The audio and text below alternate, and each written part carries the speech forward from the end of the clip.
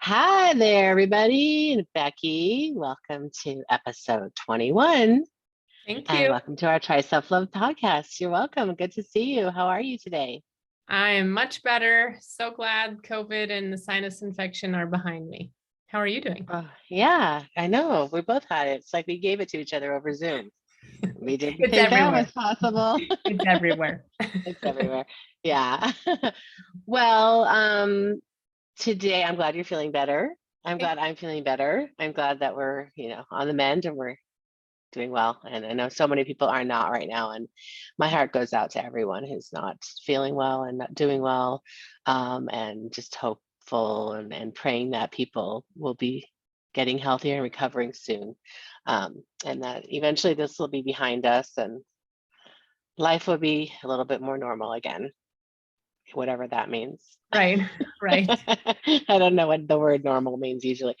So today we're going to talk about toxic positivity and you know how people say, don't worry, be happy, just, think positively and it'll all work out. This is all really fine and good. It's not that at the end of all of it, you don't want to be positive because everyone wants to be optimistic and positive, but when it's at the expense of feeling true feelings, it sets you up to feel a lot of negative things about yourself. And so we want to talk about that today. And we'll go into that a little bit more, but can you start us off here a little bit and let us know what you're thinking about toxic positivity, Becky? Yeah. So it's usually when someone's uncomfortable with the more negative of the emotions. And when we say negative emotions, we're talking like sadness, anger, guilt. I wrote it down like fear, anxiety, depression, hopelessness, pain, loss, trauma-induced anything. I mean, insecurity, lack of peace, those things. So it's someone who's uncomfortable with those emotions will do whatever they can to just push them away, right? Like dismiss, back away. They cannot handle it. They don't want to deal. And maybe it triggers something in them. So, like you gave that example, and I wrote down someone gets fired and they're like, oh, you're going to get a job tomorrow. Like, don't worry about it. They're not even willing to let the person be sad.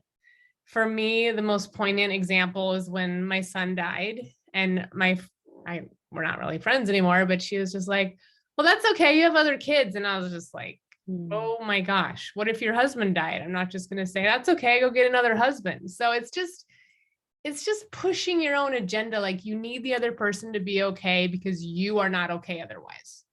And it's not a safe place. It's not allowing people to feel what they're feeling. And so you're obviously not allowing yourself to feel those nor negative feelings either. So that's what I think of when I think of toxic positivity. Yeah, it's like if you're around somebody who wants to push away your feelings for you because they can't handle their own negative feelings, they become very dismissive of your feelings. Like that example of when, oh, you have other kids, don't worry about it. Or, my friends didn't invite me to this party. Oh, you have so many other friends. Why are you upset? Oh, maybe I shouldn't be upset. That would be selfish or that would be stupid or something to be upset. But the truth is you are upset. I mean, let's just be real. Right? Yeah. So toxic positivity doesn't allow you to be real with yourself, transparent with your feelings. It helps you ignore your problems, hide your emotions, run away from all of your feelings, and avoid things that feel negative, as you listed there. And it's just another way of suppressing your feelings. And without your negative feelings, I hate the word negative, but that is what I'm going to say because we've used that word.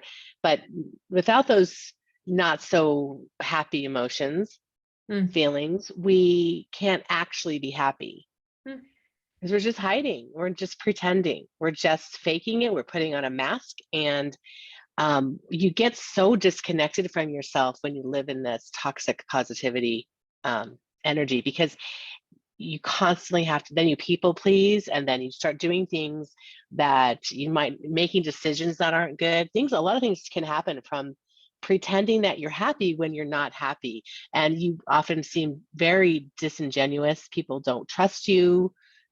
It's just, you're not connected. You don't trust yourself. You don't allow yourself to feel. And you're just setting up a pretend situation when people just don't feel like they they can trust you. They feel it. They're like, I don't know, this person's just way too happy. It's something. It's like they're acting like they're not ever upset, and it's I don't want to be around it. I just think I don't trust her. I don't trust him. You know what I mean? Yeah, I don't know. For me, it goes a little deeper. It's like there's an element of shame in there. Like, and I'm going to go back to my son, Elliot. I was 20 weeks pregnant when I had to deliver him because he had died. And someone was just like, oh, I know this other friend and she's been pregnant 10 times. She can't even have any kids. At least you have there's that shaming. Like, you can't feel that way because someone else has it worse. They're not a safe person. And there are those people, and I've pretended to be fine too. And that feels different. It's not as dangerous as someone who's just so unsafe, and anything you share is just going to be twisted and used against you. That to me is toxic positivity. It's like, how dare you not be thankful for your life? I know I could list 5 other people that have it so much worse than you. You should, right? There's the shame. You should be happy. You should be grateful. You should be feeling somehow differently than you're feeling. It's just denying reality and not allowing someone to be who they are and feel what they're feeling. It's very dismissive, as you mentioned. It's hard. It's hard to be around people like that for me. For me, it's like, nope, trigger me once and we're kind of done, unless you're family. And even if you're family, kind of. Yeah, no, I really, I hear what you're saying. Yeah, it's kind of just like, that when people do that, and when they say things like that out loud to me, when I'm coaching or when I'm having a conversation with a friend, and they say something like, oh, I mean, there's so many other people in this world who are suffering so much more than me. I don't even know why I'm complaining. That is a sign to me, like a red flag, like, nope, nope, nope, nope, nope, nope, nope. It doesn't matter if people in another country don't have food. It matters. It doesn't mean, though, that your problems are not Valid. better than theirs. You might be suffering every single day with feeling shame about your body image or your weight or your lack of your ability to save money, or it may just seem so trivial, and I'm quoting that, right, compared to somebody in another country who's living in a war-torn situation, and or is constantly sexually abused by a family member. Certainly that's horrible, but their trauma, shouldn't compare traumas, because one person's trauma can be somebody else's. I don't know how I'm saying that. I'm trying to say, like, both things can be traumatic depending on what's going on with the person. Living every day with emotional insecurity, or feeling like you can never get it right, or having to people please, it's like giving yourself 10,000 paper cuts every day. It's constant pain. Fearing for your life and not having enough food, and that you're going to be molested. Those are very painful and scary, terrifying, traumatic events, of course. And also, it might be very equally for you on an emotional level, just as traumatic to walk around the world being overweight when everyone is perfect size or whatever. So it's not really, you can't compare these things. You have your own problems. You came here with your own set of problems that you're going to have to deal with. And certainly they may seem easier than other people's, but we just don't know. And so to dismiss yourself for your feelings about your own trauma and compare yourself to other people who may have it worse, sure, have compassion for those people, but don't forget to have compassion for yourself first. You really need to, and you have better compassion for other people, actually. Yeah, exactly. That's what I was going to say. It's a great point. Like, you pretending that nothing hurts doesn't help someone on the other side of the neighborhood or world that is suffering. You denying yourself your feelings isn't going to make their life any better. I mean, of course, there's people that are suffering worse than you. That's good to keep in perspective. That helps keep things little more like, hey, okay, I can count what I do have. I have food, or I have love. You can always do that. And I would never tell someone you cannot feel sad because you have to start naming 20 things you're grateful for. On the flip side, you can't just say, well, I can't do anything good for myself because look at these people that are starving in Africa. I mean, there's two different things. If you do things that make your world better, you will make other people's worlds better. It's just fact. partly one way to work against this toxic, I can't even talk. One way to build up the resources that help get rid of this toxic positivity is to take care of yourself. Like we're talking, like make sure you're sleeping, make sure you're getting enough sleep, make sure you're exercising, you're getting outside, you're getting some vitamin D, make sure that you are eating healthy foods, make sure that you have someone in your life who understands you, that you can truly talk to, and you don't have to worry about being judged. That is so important. You've got to find your people. And if you're not that person for someone else, then you're probably not going to have that in your life, right? So think about what you're doing too. If you're not allowing yourself to feel these things, and then you're not allowing other people to feel these things, and you're not being a safe person for you or them. So it's really, there's a lot going on here. There's a lot that goes into this, but there is an element of gratitude that does play an important role. But like I said, we're not going to tell you, you have to pretend your life is fine. And every time you feel any amount of pain, stop, give me 20, as far as like 20 things you're grateful for. You know, we're not going to do that. That doesn't work. So that's not the point. The point is to take care of yourself, find someone who's a good listener, who can relate. Empathy goes so far in combating shame. Brene Brown teaches that. But if you can't give empathy to others, that's also an indication that you're not really allowing yourself to feel anything that's going on that isn't quote unquote positive, happy, excited, everything is great, I never have any problems. That is not reality for anyone. Yeah, that's just basically self-denial. Mm. And you can really tell how you're treating yourself by the way you treat other people. When you feel like you're judging them, or you feel like you're telling them they should, dismissing them and telling them they should feel a certain way, it's hard to be conscious of that. But if you start noticing yourself judging other people for how they're behaving or feeling, or not doing it the way you think they should, that's a good sign. You need to turn back and look at how you're treating yourself and what your inner critic's telling you about how you should Right. be behaving, feeling, thinking. And so self-denial it's pretty rampant in our world. Most of us feel like, oh, I can't, I've been crying for 10 minutes. When is this sadness going to end? I have to do other things. Well, here's the thing. You can feel sad for 10 minutes at a time. You can feel sad for 5 days at a time. You can feel sad for a year, 3. It doesn't matter. The good news is this: you can do both things. You can have both. You can feel sad and you can still wash the car. You can feel sad and you still can do your bills. You can feel upset and confused and angry and still go to the football game. You can still do your life while you're being aware that you're upset. Mm-hmm. So that way you're not just feeling like all I feel is this negativity and I just want to be positive again. The positive parts, the actual positive, joyful feelings are there underneath all of it. So they come back naturally as soon as you release the negative. But when you're like pretending to accept things or pretending to be positive and avoiding them, those negative feelings, they don't go away. They stay. We've said this before. They will stay in your body and they will come out in different ways in your life that won't be necessarily good. Destructive behaviors and depression and just anger, road rage. There's a whole bunch of things that can happen when you don't allow yourself, give yourself permission to feel sad. When you're sad, if something bad happened, no matter the size of it, it's okay. Just take your time to feel sad and bummed and disappointed, or, I feel so awful about my life. It's just horrible. Okay. Feel that way for a little bit. And then if you're ready to move forward, go do your piano lesson, do your life. Right. So that's another thing. It's okay to feel more than one thing at a time. Right. And so some other things that you can do is,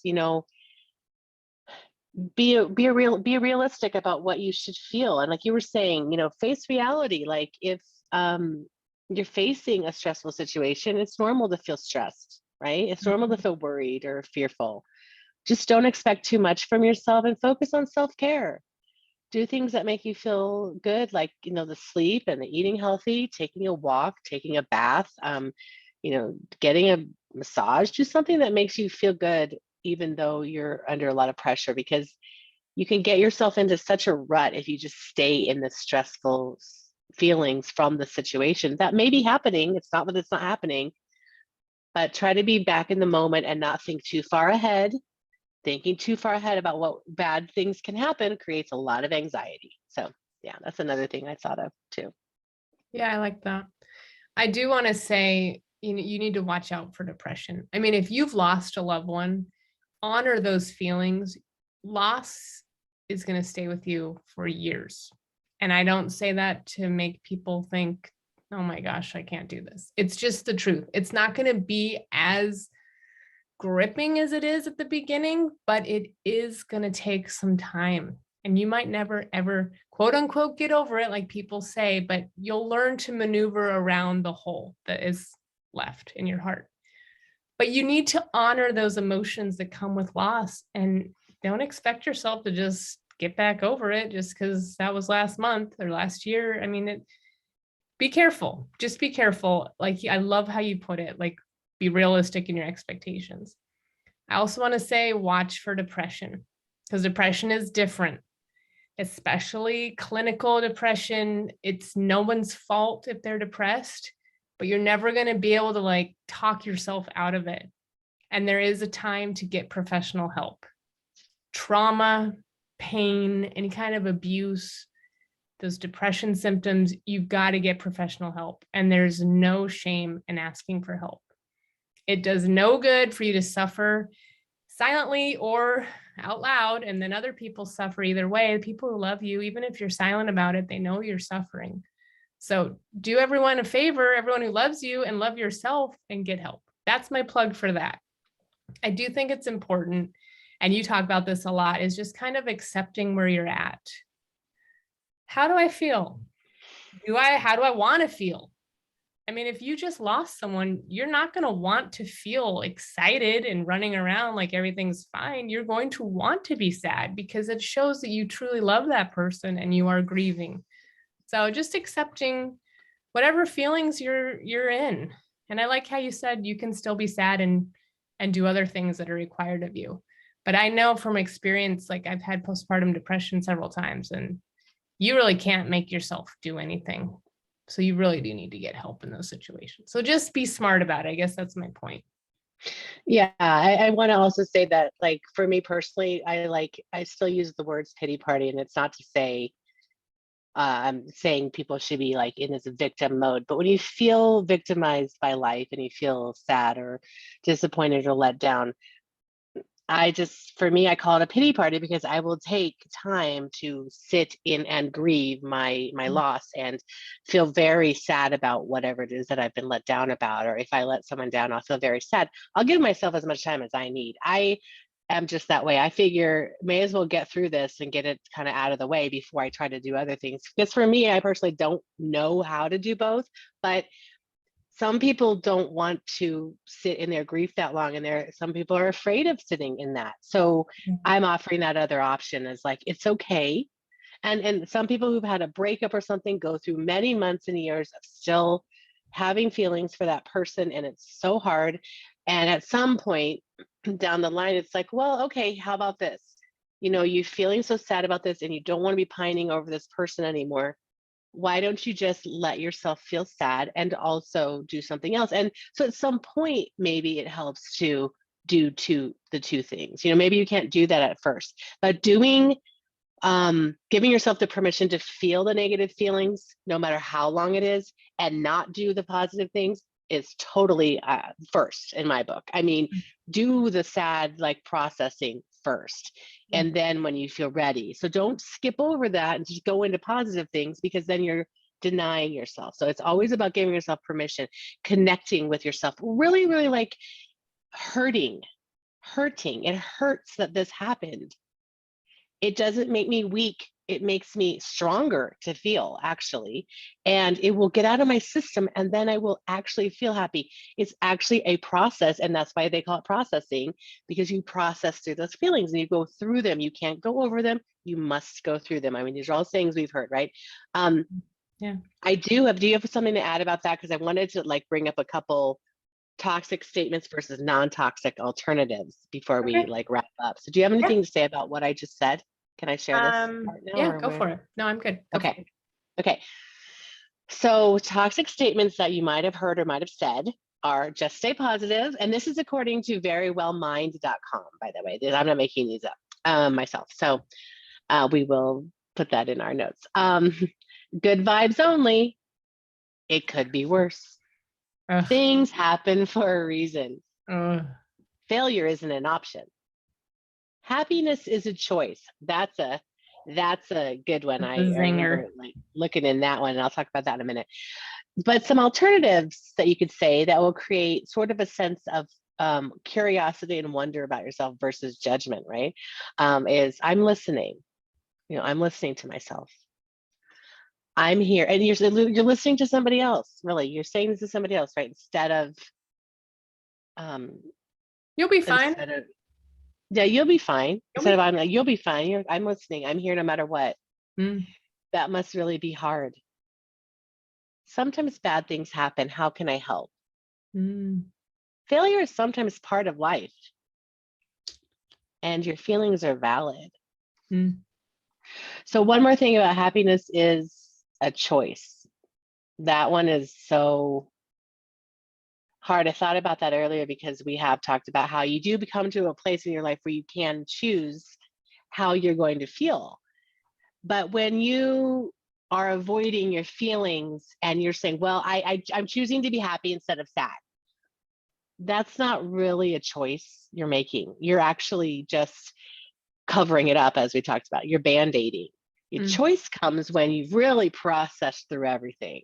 Then you have a choice of how you want to think, and it's based more on self-love and compassion for yourself, and knowing when your boundaries shouldn't be crossed and when you don't want to allow things to happen.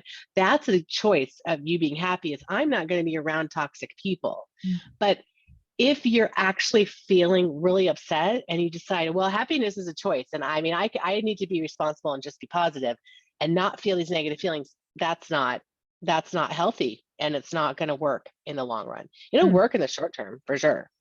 It won't work in the long run. You'll feel bitter, you'll feel angry, you'll be again doing things out of your own control that feel or end up being destructive and not very good for your health and your life. So happiness is a choice is it's a kind of a triggering one because it's the one to think about. Like you can choose to be happy, but you should first give yourself permission to feel everything else. You know what I mean? Yeah, I agree. I was just thinking as you're talking, like whatever you ignore inside yourself, it's going to find a way to get your attention. Whether it's resentment, anxiety, depression, weight gain, disease, inflammation, whatever. I mean, you cannot ignore yourself. I think that's the whole point of our podcast and self-love is pay attention and give yourself the time that you would give a friend and allow yourself to be sad when you're sad. And if you're feeling happy, great. Sit in that, enjoy it, share it. But just be real. Love yourself as you are. That is all that we hope for you, our dear listeners. We love you so much. Yeah, and before we wrap up, I just want to add to that one part. I've been talking about this a lot this week, actually. It's when your body sends you signals like that you Mm. have a sore throat or your stomach hurts or something, that's not the time to put on your running shoes and go for a run. People do though. Oh, I'm fine. Again, self-denial. I'm fine. My symptoms are nothing. Just like my feelings are nothing. My negative feeling, I'm fine. I'm going to go put on a happy face and put on a party dress and like pretend I'm happy. Same thing with your body. Your body knows all the truth. It holds all of the truth. Mhm. So if you say to me, do you like broccoli? And I'm like, yeah, but my face is going, yeah, like grimacing while I'm saying it. Well, the truth is that I don't like broccoli, and I'm lying to you because I want you to like me because I want you to think I'm great because I like broccoli. But my face is going, oh, gross, gross. My face is telling you the truth. And my grimace, not my fake, oh, yeah. The body knows the truth and keeps the score. And when you have pain in your body, it's time to like slow down and take care of your body before it gets to advanced stages of things and cancer and things like that. Just the same exact thing goes for feelings. Don't let those feelings get out of control. Pay attention at first so that you won't get into more, rough territory with depression and things like that. Again, some depression is just you can't help, and it comes on and it's big and fast and hard, and it's clinical, and you certainly need help for that. But if you just keep stuffing away the anger and the sadness, and it creates anxiety, and it does create some depression, when you could have just right away cried for 10 minutes, catch it early, catch all these symptoms and the things your body is doing early, and then it'll be over faster, right? If you hold on to it for years, it's going to take a long time to process. So anyway, toxic positivity is not something I think is a really valuable thing to do. Being positive organically is, but toxic too much, catch yourself there. Well, I was just going to say, if you've been someone I stuffed my feelings for a long time, you didn't know any better, forgive yourself. And there's always time to start anew. Absolutely. Always forgive yourself. You only know what you know when you know it. And when you figure it out, forgive yourself because you didn't know before. You may have kind of heard it before, but until you are consciously aware of things, you don't really know. And so please always forgive yourself. And then every day is a new day. Every day is a new start. And if you start one day and you start doing a good job, and the next day you don't do as good of a job, let's say, okay, start again tomorrow. It's a process. It's a journey. It's not straightforward. It's not linear. It's like a rounded onion, right? We're peeling the onion. It's a spiral. And sometimes you've got it all together and sometimes you just don't. And that goes for all of us. That goes for me. That probably goes for Becky. It goes for, we're all just doing the best we can and we're living our lives and there are challenges and some days we're crying, some days we're mad at ourselves, and the next day we're happy and we're flying high. And it's kind of funny. It's kind of funny how we do that, but it's all part of life. So yeah. Thank you so much for listening, everybody, today. Becky, do you have anything else to add before we wrap up? Yeah, I was just going to say, as life and wellness coaches, we love to help people who are stuck maybe in different emotions that they don't know how to process or change. That's what we do. So reach out to us. Like we said, join our Facebook group, and you can email us at tryselflovepodcast@gmail.com. Thank you. Thanks for letting our audience know that. And thank you, listeners, for being here. We really appreciate it. We love you guys, and we're so glad that you're here listening. And we hope you're getting things from this. And please let us know in our group or by email if you have any comments, if you'd like to review us, or if you'd like to have coaching from us, or you just want to have a topic that you think is interesting. We want to know all about that. So have a wonderful rest of your day and your rest of your week. And we will talk to you guys again real soon. Thanks. Bye. Bye.